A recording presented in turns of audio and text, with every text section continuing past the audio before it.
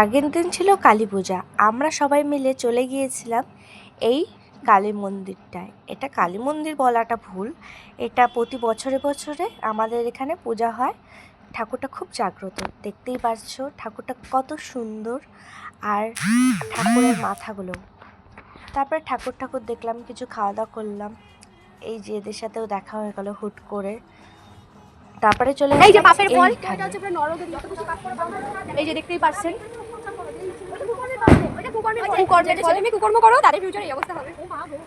এই যে অসতী নারীর কর্মের ফল দেখতেই পাচ্ছো। এই যে কষাই, এই যে কষাই, সব থিম আছে তোমরা দেখতেই পাচ্ছ। ভয় পাওয়ার কোনো দরকার নেই। এই দেখো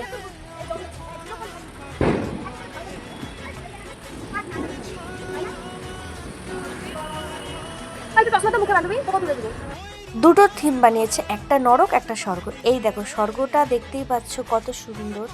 স্বর্গতে তো যেই সেই মানুষ যায় না। তারপরে হচ্ছে আমরা একটু বাজি ফাটালাম, বাজি ফাটিয়ে দিনটাকে উপভোগ করলাম। তো আজকের মতো এখানেই। তো সবাইকে টাটা, বাই বাই।